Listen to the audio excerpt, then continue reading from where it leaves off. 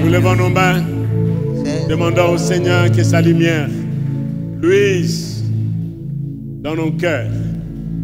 Jésus a dit, je suis la lumière du monde. Celui qui marche après moi ne marchera pas dans les ténèbres, mais il aura la lumière de la vie. Jésus est la lumière du monde. Et nous aussi, il a dit, vous êtes la lumière du monde. Et vous êtes le sel de la terre. Nous reflétons cette lumière qui est en nous, Jésus, dans le monde. Et lorsque la lumière vient, les ténèbres sont chassées. Les ténèbres se dissipent de soi. Nous levons nos mains, Seigneur, fais de moi cette lumière dans cette nation. Fais de moi pour éclairer ceux qui sont dans les ténèbres, par ma vie et par mon témoignage et aussi par mes paroles. Levons nos mains et parle au Seigneur. Alléluia. Merci Jésus. Parlez à Jésus. Dites à Jésus, je suis la lumière, Seigneur. Je ne vais pas continuer à marcher dans les ténèbres du péché de ce monde. Alléluia. Oh, alléluia. Merci Seigneur. Merci Jésus. Merci Seigneur. Alléluia. Alléluia. Oh Seigneur, merci. Merci Jésus. Seigneur, c'est ta parole. Le monde a besoin de voir cette lumière au travers de nous, par l'éthique, par une moralité, par une intégrité, une justice. Que l'honneur te revienne.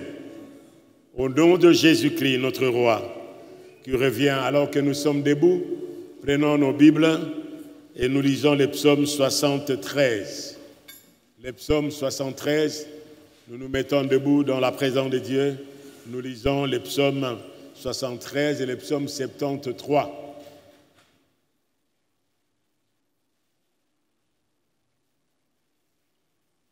La communication nous aide pour qu'on ne force pas la voix avec le baf de retour. Nous lisons. Oui, Dieu est bon, mettez votre nom. Au lieu de mettre Israël, mettez votre nom. Oui, Dieu est bon pour Israël, pour ceux qui ont le cœur pur. Toutefois, mon pied allait fléchir et mes pas étaient sur le point de glisser. Car je portais envie aux insensés en voyant le bonheur des méchants. Rien ne les tourmente jusqu'à leur mort, et leur corps est chargé d'un bon point. Ils n'ont aucune part aux souffrances humaines. Frappés comme le reste des hommes, aussi l'orgueil leur sert de collier. La violence est le vêtement qui les enveloppe. L'iniquité sort de leurs entrailles. Les pensées de leur cœur se font jour. Ils les raillent et parlent méchamment d'opprimés. Ils profèrent des discours hautains. Ils élèvent leur bouche jusqu'aux cieux et leur langue se promène sur la terre. Voilà pourquoi son peuple se tourne de leur côté. Ils avalent l'eau abondamment. Il dit, comment Dieu saurait-il? Comment le Très-Haut connaîtrait-il? Ainsi sont les méchants, toujours heureux, ils accroissent leur richesse. C'est donc en vain que j'ai purifié mon cœur et que j'ai lavé mes mains dans l'innocence. Chaque jour, je suis frappé. Tout le matin, mon châtiment est là. Si je disais, je vais parler comme eux, voici, je trahirai la race de tes enfants. Quand je réfléchis là-dessus, pour m'éclairer, la difficulté fit grande à mes yeux, jusqu'à ce que j'eusse pénétré dans le sanctuaire de Dieu et que j'eusse pris garde au sort final des méchants. Oui, tu les places sur des voies glissantes. Tu les fais tomber et les mets en ruine. Et quoi, en un instant, les voilà détruits. Ils sont enlevés, anéantis par une fin soudaine. Comme un songe au réveil, Seigneur, à ton réveil, tu les repousses, tu repousses leur image. lorsque mon cœur s'aigrissait et que je me sentais percé dans mes entrailles, j'étais stupide et sans intelligence. J'étais à tous égards comme une bête, comme le bête. Cependant, je suis toujours avec toi. Tu m'as saisi la main droite. Tu me conduiras par ton conseil, puis tu me recevras dans la gloire. Quel autre est au ciel que toi? Ici sur terre, je ne prends plaisir qu'en toi. Ma chair et mon cœur peuvent se consumer. Dieu sera toujours le rocher de mon cœur et mon partage. Car voici ceux qui s'éloignent de toi périssent. Tu anéantis tous ceux qui te sont infidèles. Pour moi, m'approcher de Dieu, c'est mon bien. Encore une fois, pour moi, m'approcher de Dieu, c'est mon bien. Encore une fois, pour moi, m'approcher de Dieu, c'est mon bien. Je place mon refuge dans le Seigneur l'Éternel, afin de raconter toutes tes œuvres. Et le peuple dit Amen. Je vous rasseoir. Oui, nous parlons sur la mission et la raison d'être du Saint-Esprit et le but du Saint-Esprit dans les derniers jours. Pendant tous ces temps, nous avons parlé sur les temps difficiles dans les derniers jours et aussi les temps de rafraîchissement que Dieu nous envoie pendant ces temps de la fin. Tout autour de la semaine, nous avons partagé aussi comment Dieu nous demande de nous approcher de lui. Il est dit que c'est les temps de rafraîchissement ne peuvent nous être donnés de la part du Seigneur, à moins que nous puissions nous repentir et nous convertir. Nous repentir de nos péchés et nous convertir à Dieu. C'est alors qu'il nous enverra les temps de rafraîchissement de la part du Seigneur. Nous disons merci aussi au Seigneur pour notre bien-aimé, le frère Wisco, qui est venu accompagner les parents et maman. Merci, fils, que le Seigneur vous bénisse. Et aussi, tout à l'heure là, c'est nos deux filles qui vous saluaient. Ils ont dit, maman a parlé, mais il n'a pas parlé de nous. Alors, Déborah et Grâce à vous saluer aussi. Merci beaucoup.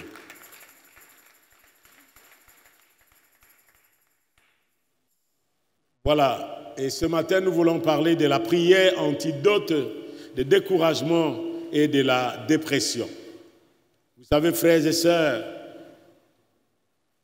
dans le monde, il y a ceux-là qui placent, par exemple, l'échelle du succès et de la réussite par rapport à ce que nous voyons sur la terre, par rapport aux biens matériels, par rapport aux choses de ce monde.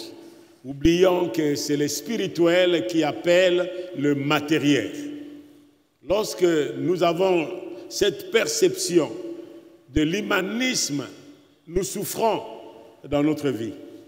Vous savez, avoir la vision de l'humanisme, penser aux choses d'en bas, oui, Dieu nous donne. C'est pourquoi il a dit dans sa parole, cherchez premièrement le royaume et la justice de Dieu, et toutes choses vous seront données par celui qui croit. Comment vivre alors le succès à la manière dont Dieu le conçoit? La plupart des gens imaginent de vivre le succès par rapport seulement au matériel, par rapport aux choses que nous voyons. Et des fois, nous, en tant qu'enfants de Dieu, nous sommes découragés. Et nous sommes affaiblis même dans notre foi. Lorsque nous sommes affligés et lorsque nous voyons certaines choses autour de nous, les hommes, et avoir une vision radicale qui pourra nous aider à faire la différence entre la vision biblique du monde, la vision spirituelle et la vision de Dieu du monde, avec la vision humanisme de ce monde. Cela pourra nous aider à mener une vie qui en vale la peine de vivre. Comme nous voyons dans ces textes que nous venons de lire, Il y a Asaph. Asaph, ils étaient parmi ceux-là que David avait établis comme chantres. Ils prophétisaient par les chants. Ils étaient à trois, Jéduthun, Asaph et Éman. Et ce sont ceux-là qui pouvaient se présenter dans la présence de Dieu pour l'honorer et pour le glorifier. Mais ici, il se retrouve dans une situation où il dit d'abord que Dieu est bon. Il aborde ici une question troublante qui trouble chacun de nous et qui trouble même l'homme le plus spirituellement spirituel, comme nous le voyons dans la parole de Dieu et que nous allons voir ensemble, des personnes comme Élie, après avoir vu la présence de Dieu, après avoir demandé à Dieu, il n'avait pas du feu dans le sacrifice et le feu est descendu. Et puis enfin, à la menace de Jézabel, il fuit, il va demander même la mort. Il demande même à Dieu, regarde, je suis resté seul. À quoi bon de souffrir? Prends ma vie. Il a connu une dépression jusqu'à ce que le Seigneur s'est révélé à lui pour comprendre que Dieu ne l'a pas abandonné. Vous savez, frères et sœurs, qu'il y a des questions troublantes dans notre vie et ces questions qui nous viennent souvent lorsque nous sommes affligés ou nous passons par des épreuves. Il n'y a aucune personne qui est épargnée de toutes ces questions. Il a dit Dieu est bon. Bien entendu, Dieu est bon. Bien que Dieu soit souverain et juste et bon, il arrive souvent que les méchants prospèrent, que les méchants connaissent une vie d'opulence, une vie que nous, des fois, en tant qu'enfants de Dieu, nous les convoitons.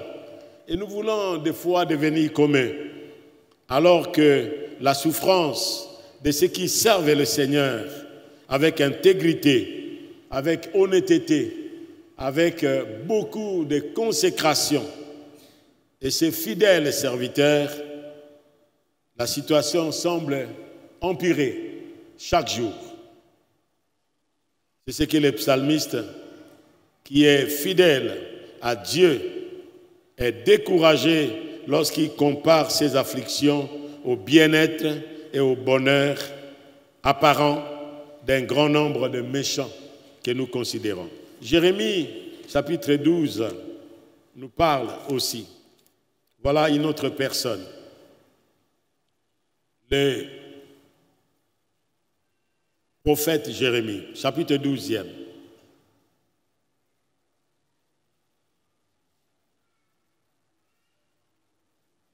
Il était troublé, non pas seulement de sa situation, mais de la situation de la nation, de la situation du pays. Qu'est-ce qu'il nous dit dans Jérémie 12? Tu es trop juste, Éternel, pour que je conteste avec toi. Il sait que Dieu est juste et qu'il ne peut pas contester avec lui, c'est-à-dire s'opposer à Dieu. Je vais néanmoins, écoute, il parle de Dieu qui est juste, mais il dit, je vais néanmoins t'adresser la parole sur tes jugements. Pourquoi la voix des méchants est-elle prospère? Waouh! Pourquoi la voix des méchants est-elle prospère? Pourquoi tous les perfides vivent-ils en paix? Qui vous dit que tous les méchants, qui vous dit que tous les pervers, ils vivent en paix? Qui vous dit ça? Et des fois, nous regardons leur situation apparente et nous pensons que c'est comme ça qu'ils ont. Ils n'ont pas la paix. La Bible nous dit qu'il n'y a pas de paix pour le méchant. Il n'a pas de paix. Il a dit que tu les as plantés. Ils ont pris racine. Ils croissent. Ils portent du fruit. Tu es près de leur bouche, mais loin de quoi? Tu es près de leur bouche et loin de leur cœur. Voilà. Là, il a compris. Oui, ils nomment le nom de Dieu dans leur bouche, mais ils ne vivent pas Dieu dans leur cœur. Et toi, Éternel, tu me connais. Tu me vois, tu sondes mon cœur. Tu es avec toi. Qui est avec toi? Enlève-les comme des brebis qu'on doit égorger et prépare-les pour le jour du carnage. Verset 4. Jusqu'à quand le pays sera-t-il dans le deuil? Et l'herbe de tout le champ sera-t-elle desséchée à cause de la méchanceté des habitants?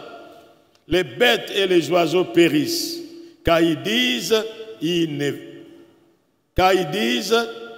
ne verra pas notre fin. Amen. Frères et sœurs, des questions que nous nous posons aujourd'hui, les autres se sont posées en voyant combien le méchant prospère, comment ils vivent tranquilles. Mais ici, l'antidote, c'est quoi? L'antidote du découragement et de l'affliction de cœur et aussi de la dépression. L'antidote, le mot antidote, antidos veut dire donner contre. C'est ce qu'on donne un médicament, par exemple, agissant contre une substance toxique. C'est-à-dire on donne quelque chose qu'on appelle désintox. Désintox, c'est-à-dire comment désintoxiquer à quelqu'un. C'est cet antidote qu'on peut placer, c'est contre du poison. C'est aussi une deuxième définition que nous pourrons donner dans notre contexte. Ça veut dire le remède contre un mal moral et psychologique. Il y a le problème psychologique aujourd'hui où nous voyons, même dans nos foyers, même dans nos familles, nous avons un problème moral, un problème psychologique. Mais comment sortir de cet état où vous voyez une personne seule qui marche sur la route, mais il parle lui-même? Vous n'avez jamais rencontré de telles personnes? Vous n'avez jamais rencontré de telles personnes? Où il est en chemin, il est en train de parler. Vous n'avez jamais vu ça? Mais je pose la question, vous n'avez jamais vu ça? Mais il parle avec qui? Il est seul. Mais il parle avec son cœur parce qu'il a des questions en lui sans réponse. Il parle seul. Il murmure, il est seul. Il n'a personne avec lui. Mais ici, c'est Asaph. Il dit lui-même que Dieu est bon pour Israël, pour ceux-là que le cœur est pur. Mais il dit, toutefois, mon pied allait fléchir. Toutefois. Ça, c'est la vision qu'il voit avec tout ce qu'il va. Et vous-même, vous allez lire à la maison jusqu'au verset 12e. Comment sont les méchants? Ils prospèrent, ils sont tranquilles. Et c'est pourquoi il dit, voilà pourquoi son peuple se tourne de leur côté. Alors, les gens se tournent du côté des méchants, alors que nous, la vérité est là, des choses sont claires. Mais pourquoi les gens doivent se tourner pour le méchant, alors que des choses sont là clairement claires? Et il dit, comment Dieu saurait-il? Comment le Très-Haut connaîtra-t-il? Ainsi sont les méchants toujours heureux et ils accroissent même leurs richesses. Voilà, ça c'est la vision que nous avons toujours de ce monde. C'est-à-dire, voyez le monde par rapport aux biens que nous possédons, aux choses qui sont autour de nous. C'est la vision que nous avons. Et nous souffrons. Et nous avons du découragement. Il dit, c'est donc en vain que j'ai purifié mon cœur et que j'ai lavé mes mains dans l'innocence. Et ça ne vous avez jamais écouté. Pourquoi je me suis converti? Je dois faire aussi comme les autres. Je dois vivre aussi comme les autres. Frères et sœurs, vous vivez comme les autres, les enfants d'Israël, on connaît ça. Dieu les a fait sortir de l'esclavage en Égypte. Et quand il les a fait sortir de l'esclavage en Égypte, là où ils étaient asservis par Pharaon, ils arrivent alors que Pharaon les a poursuivis. Et qu'est-ce que les serviteurs de Pharaon ont dit à Pharaon, pourquoi tu as fait partie d'Israël dont nous n'aurons plus le service? Pourquoi tu as fait partie d'Israël dont nous n'aurons plus le service? Frères et sœurs, le monde, nous sommes dans un monde capitaliste. Un monde capitaliste. Écoutez s'il vous plaît, dans Exode 14, le verset 5. Les enfants d'Israël sont partis, ils sont sortis, mais on a annoncé à Pharaon. Le verset 5. On annonça au roi d'Égypte que le peuple avait pris la fuite. Est-ce que les enfants d'Israël avaient pris la fuite? Je pose la question, est-ce qu'ils avaient pris la fuite? Qui a dit aux enfants d'Israël, en voyant la puissance de Dieu, en voyant la puissance du sang de l'agneau, que Moïse fasse sortir son peuple qui parte? Et il a demandé même que le peuple prie pour lui. Mais ici maintenant, on vient de lui annoncer, en annonçant au roi d'Égypte que le peuple avait pris la fuite. Alors le cœur de Pharaon et celui de ses serviteurs firent changer à l'égard de qui? À l'égard du peuple. Et ils dirent, disons avec moi ensemble, regardez dans votre Bible. Qu'est-ce qu'ils ont dit? Lisez à haute voix distinctement, lisez. On y va. Qu'avons-nous fait en laissant aller Israël dont nous n'aurons quoi? Nous n'aurons plus le service. Il regrette le service qu'Israël rendait aux Égyptiens. C'est-à-dire, il ne regrettait pas les Israélites, mais il regrettait le service qu'il les rendait. Nous sommes dans un monde capitaliste. Le monde que nous vivons, frères et sœurs, c'est un monde capitaliste. On a besoin de toi, non pas par rapport à ce que tu es, mais par rapport à ce que tu as. Retenez ça. C'est lui qui a besoin de toi. Il a besoin de toi pourquoi? Il n'a rien pour rien dans le monde. Le monde ne peut nous donner quelque chose de gratuit. Mais celui qui nous donne tout ce qui est gratuit, c'est Dieu. Car Dieu a tant aimé le monde, qu'est-ce qu'il a fait? Il a donné. Le monde ne peut vous donner quelque chose de gratuit. Jamais.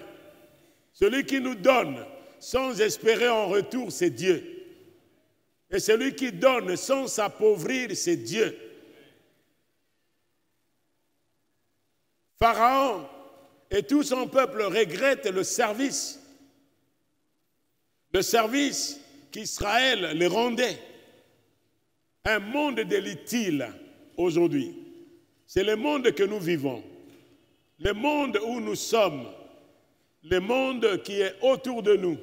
Que nous travaillons quelque part. Nous voyons quelques personnes aujourd'hui qui travaillent, qui ont investi leurs forces, qui ont investi leur intelligence, qui ont investi leurs capacités. Et lorsqu'il y a seulement un accident de travail, seulement cette personne est mise de côté. Nous avons un bien-aimé qui est en Hollande. Un bien-aimé Hilaire, serviteur de Dieu. Il a connu un accident de travail, il a un problème de pied.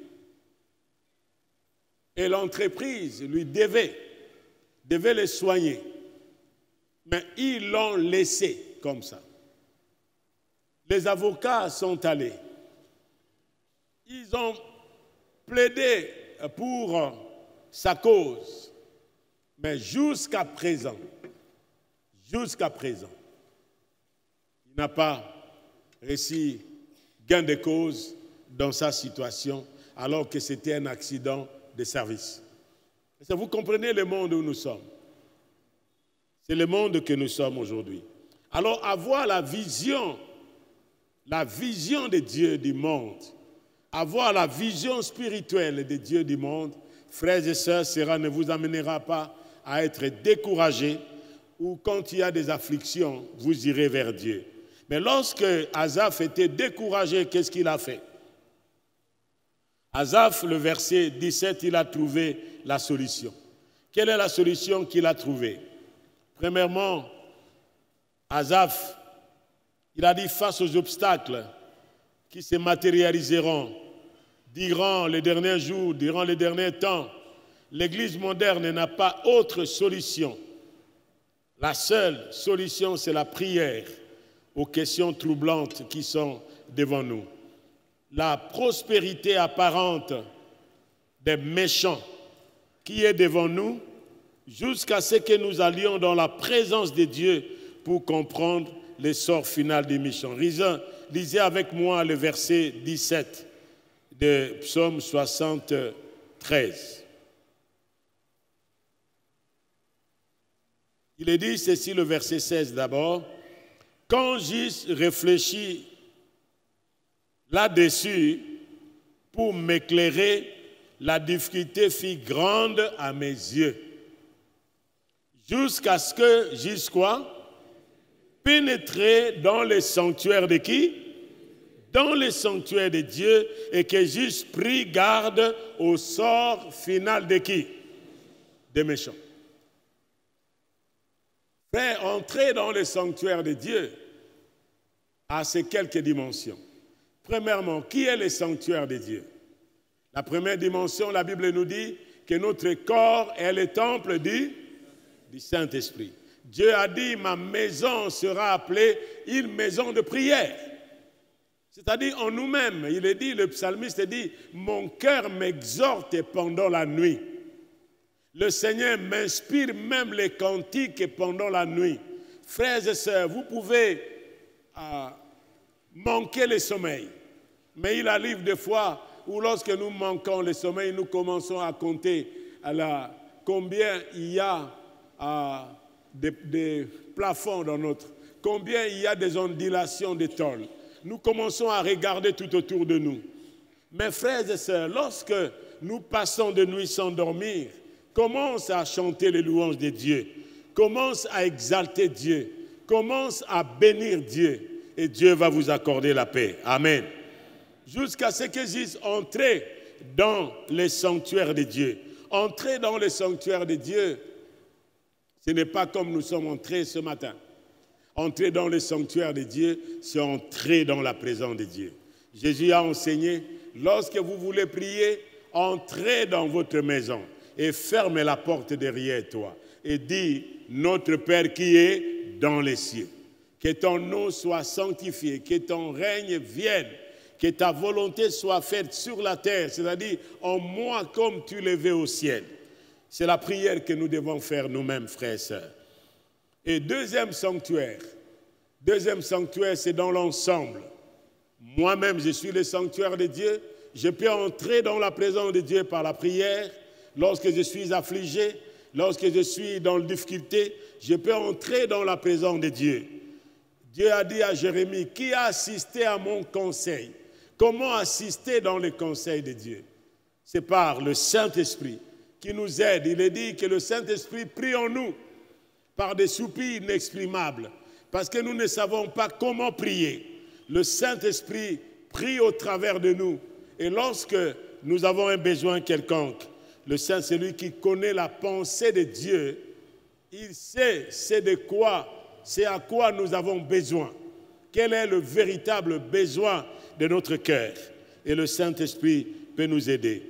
Troisièmement, c'est-à-dire dans l'ensemble comme nous venons là, nous pouvons prier ensemble au travers des cantiques qui sont chantés, au travers de l'intercession qui est faite, au travers des services que nous faisons, même au travers même des offrandes, au travers de tout ce que nous sommes en train de louer notre Dieu, par l'union musicale, par tous les services qui est fait ici. Avant même que la parole ne soit annoncée, Dieu est capable de te toucher. Amen. Amen. C'est pourquoi, frères et sœurs, ne venez pas comme un spectateur dans la présence de Dieu. Venez pour recevoir. Il voit le sort final du méchant. Il dit ceci, Dieu révèle au psalmiste ici le sort des méchants. Cette révélation lui permet de résoudre son problème quant à l'éternité, quant au découragement. Dieu lui parle du sort final du méchant. Frères et sœurs, il y a certaines choses qui peuvent nous arriver. Et lorsque le Seigneur te révèle ce qui se passe. Je crois que nous avons passé du temps ici dans la prière, de quoi l'année passée, n'est-ce pas ça? L'année passée, nous étions là, un mot seulement que Dieu nous avait donné ici. J'agirai, qui s'y opposera? Un mot. J'agirai, moi Dieu, qui s'y opposera? Alors que tout était formé, alors que tout, on s'attendait à quoi? On s'attendait à n'importe quelle situation qui pouvait se passer dans cette nation. C'est pourquoi, frères et sœurs, lorsque nous prions, même s'il y a un semblant d'exaucement de réponse, ne lâche pas de continuer à prier. Amen.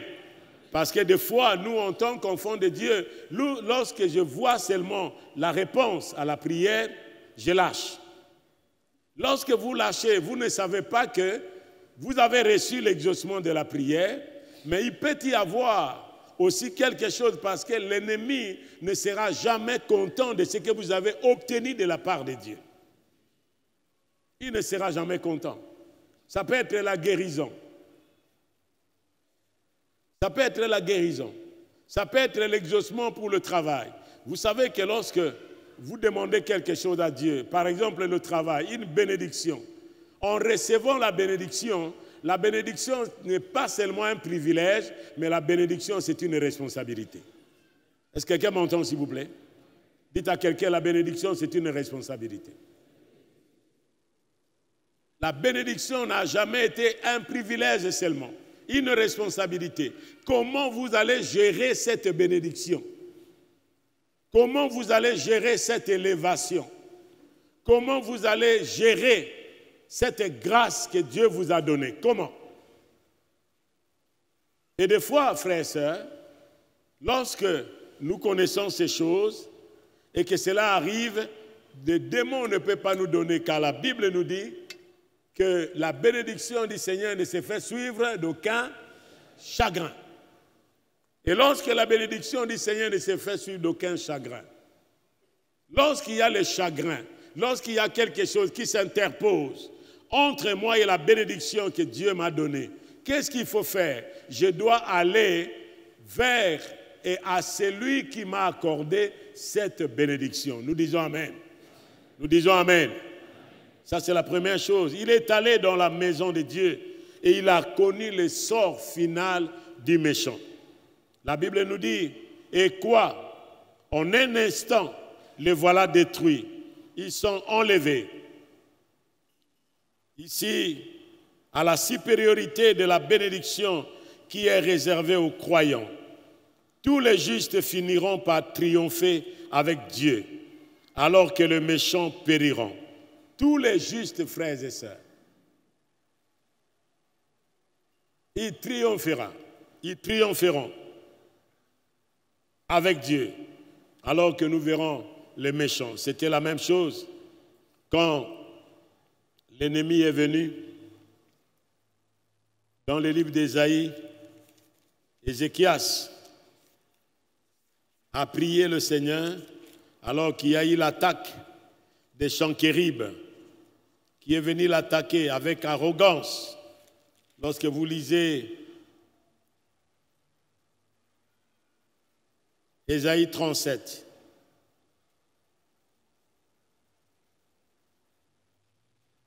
Sanchérib a écrit, il a envoyé son envoyé qui s'appelait Rabshakeh.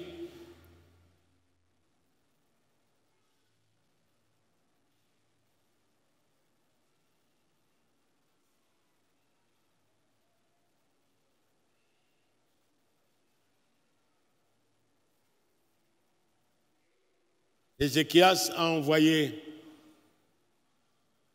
Eliakim, son serviteur, chef de la maison, le secrétaire et le plus ancien des sacrificateurs, couvert de sacs. Couvert de sacs, et lorsque quelqu'un porte le sac, c'est le deuil. Vers Ésaïe le prophète, ça c'est le verset 2, et lui dire, ainsi parle Ézéchias, ce jour est un jour d'angoisse. Est un jour de quoi? De châtiment et d'opprobre. Car les enfants sont près de sortir du sein maternel et il n'y a point de force pour l'enfantement. Peut-être l'Éternel ton Dieu a-t-il entendu les paroles de Rabshakeh que le roi d'Assyrie, son maître, a envoyé pour insulter le Dieu vivant. Et peut-être l'Éternel ton Dieu exercera-t-il ses châtiments à cause des paroles qu'il a entendues. Fais donc monter quoi? Oh, à haute voix. Fais donc monter quoi? Pour le reste qui subsiste encore. Il demande de faire monter la prière pour le reste qui subsiste encore. Le serviteur du roi Ézéchias allèrent donc auprès d'Ésaïe. Verset 6. Et Ésaïe leur dit, voici ce que vous direz à votre maître. Ainsi parle l'Éternel, ne t'effraie point des paroles que tu as entendues et par lesquelles m'ont outragé les serviteurs du roi d'Assyrie. Je vais mettre quoi? En lui un esprit tel que sur une nouvelle qui le recevra, il retournera où? Et je le ferai tomber par l'épée dans son pays. Voilà la solution de Dieu. Alléluia. Est-ce qu'on ne peut pas acclamer Dieu? Dieu exauce. Oui, lui a formulé quelque chose qui vient attaquer. Rabshakeh s'était retiré, trouva le roi d'Assyrie qui attaquait Libna, car il avait appris son départ. Alors le roi d'Assyrie reçut une nouvelle au sujet de Turka, roi d'Éthiopie. On lui dit, il s'est mis en marche pour te faire la guerre. Dès qu'il eut entendu cela, il envoya des messages à Ézéchias en disant, vous parlerez ainsi à Ézéchias, roi de Juda, que ton Dieu auquel tu te confies ne t'abuse point, en disant, Jérusalem ne sera pas livrée entre les mains du roi d'Assyrie. Voici, tu as appris ce qu'ont fait le roi d'Assyrie à tous les pays, et comme ils l'ont détruit, toi, tu seras délivré. Les dieux des nations que mes pères ont détruits, les ont-ils délivrés? Ils nomment même le nom de Dieu. Ézéchias prit la lettre de la main des messagers et la lut. Puis il monta où c'est? Où est-ce qu'il est monté? Il était monté où? Il était monté avec la lettre pour montrer à tout le monde. Regarde les menaces qu'on est en train de me faire. Hein? Donc, il est monté où? Dans la maison de l'Éternel. Et il déploya devant qui? Est-ce que vous avez un problème ce matin? Déploie ton problème devant qui? Devant l'Éternel, frère et sœur. Déploie ton problème. Parle à l'Éternel. C'est ce que Asaph a fait. Il était troublé par rapport à ce qu'il voyait. Mais il est allé dans la présence de Dieu. Seigneur, je manque l'assurance. Je manque la certitude au fond de mon cœur. Il a déployé la lettre et il a prié. Il a adressé cette prière. Verset 16, lisez avec moi. Éternel des armées, Dieu d'Israël, assis sur le chérubin, c'est toi qui es le seul Dieu de tout le royaume de qui? Waouh! Non pas seulement pour le roi d'Assyrie, mais il voit Dieu qui règne sur toute la terre. C'est toi qui as fait les cieux et la terre. Éternel, incline ton oreille et écoute. Éternel, ouvre tes yeux et regarde. Entends toutes les paroles que Sanchérib a envoyées pour insulter au Dieu vivant. Il est vrai, ô Éternel, que les rois d'Assyrie ont ravagé tous les pays et leur propre pays, et qu'ils ont jeté leur Dieu dans le feu. Mais ce n'était point, hein, c'était des ouvrages de mains de qui? De bois et de pierre. Et ils les ont anéantis. Maintenant, Éternel notre Dieu, délivre-nous de qui? Des Senchéribes, et que tout le royaume de la terre sache que toi seul es éternel. Alléluia. Qui peut avoir confiance ce matin pour prier une sorte de prière? À cause de l'oppression, à cause du découragement, nous aujourd'hui, même dans l'église, on est découragés. Nous voyons certaines choses. On est découragés dans nos familles, on est découragés même dans notre nation. Mes frères et sœurs, la solution que l'Église qui est l'agent de Dieu, l'Église qui est l'expression de Dieu, l'Église qui n'est pas bâtiment, l'Église qui n'est pas dénomination, mais l'ensemble des enfants de Dieu qui sont nés de nouveau, qui sont remplis de l'Esprit de Dieu, la solution, c'est la prière qui est l'antidote du découragement et de la dépression. Nous disons Amen. Nous disons Amen. Et maintenant, écoutez. Écoutez la réponse de Dieu. Lorsque nous prions, Dieu exauce. Le verset 21. Alors Ésaïe, fils d'Amon, en voyant dire à Ézéchias, ainsi parle l'Éternel, le Dieu d'Israël. J'ai entendu la prière que tu m'as adressée au sujet de qui? Au sujet de Senchérib, roi d'Assyrie. Dieu a entendu de prières que vous avez adressées à Dieu pour telle ou telle autre situation que vous traversez. Voici la parole que l'Éternel a prononcée contre lui. Elle te méprise, elle se moque de toi, la vierge fille de Sion. Elle honche la tête après toi, la fille de Jérusalem. Qui as-tu insulté et outragé? Contre qui as-tu élevé la voix? Tu as porté tes yeux en haut sur les saints d'Israël. Par tes serviteurs, tu as insulté le Seigneur.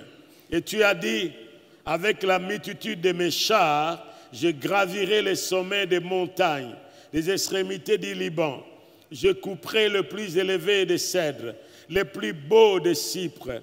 J'atteindrai sa dernière cime, sa forêt semblable à un verger. J'ai ouvert des sources et je bis les eaux. J'étalirai avec la plante de mes pieds tout le fleuve. As-tu appris ce que je préparais? As-tu appris que j'ai préparé ces choses de loin et que je les ai résolues dès les temps anciens? Certaines choses que nous connaissons, frères et sœurs, Dieu les avait déjà résolues. Amen. Ce que nous voyons, c'est comme un match en différé. Maintenant, j'ai permis qu'elles s'accomplissent et que tu réduises les villes fortes en monceaux de ruines et leurs habitants. Et la Bible nous dit, verset 28, « Je sais quand tu t'assieds, quand tu sors et quand tu entres, et quand tu es furieux contre moi. Parce que tu es furieux contre moi et que ton arrogance t'a quoi? Monté à mes oreilles, je ferai quoi? Ma boucle où c'est? À tes narines et mon mort à tes lèvres, et je te ferai retourner par le chemin par lequel tu es venu. Amen. Que Dieu fasse retourner par le chemin qu'il est venu tous ces ennemis qui viennent te combattre. Que Dieu les fasse retourner. Alléluia. Oh, sois béni Seigneur. Dieu est capable de faire retourner l'ennemi par la voie qu'il est venu. Et que ceci soit un signe pour toi. Dieu va donner des signes. Que Dieu donne des signes. Qu'il fasse retourner l'ennemi. Il viendra par un chemin et il fuira par 1000 chemins. C'est pourquoi la parole de Dieu nous dit, ils te feront la guerre, mais ils ne te vaincront jamais. Il est dit que toute langue qui se révélera contre toi en justice, tu les condamneras au nom de Jésus. Amen. Amen. C'est la raison pour laquelle, frère et sœur, tu as dit, invoque-moi, je te répondrai. Que le nom du Seigneur soit béni. Autant de l'épreuve que vous pouvez traverser, frères et sœurs, cherchant Dieu. Nous ne venons pas pour ce temps de prière que nous faisons. Ce n'est pas une habitude. C'est Dieu qui nous demande, qui nous convoque pour venir à lui, pour faire le bilan de notre marche et aussi pour lui exposer nos inquiétudes, nos incertitudes, nos luttes, nos découragements. Nous venons à lui pour lui parler et Dieu est capable de nous exaucer. Levons-nous ensemble dans sa présence.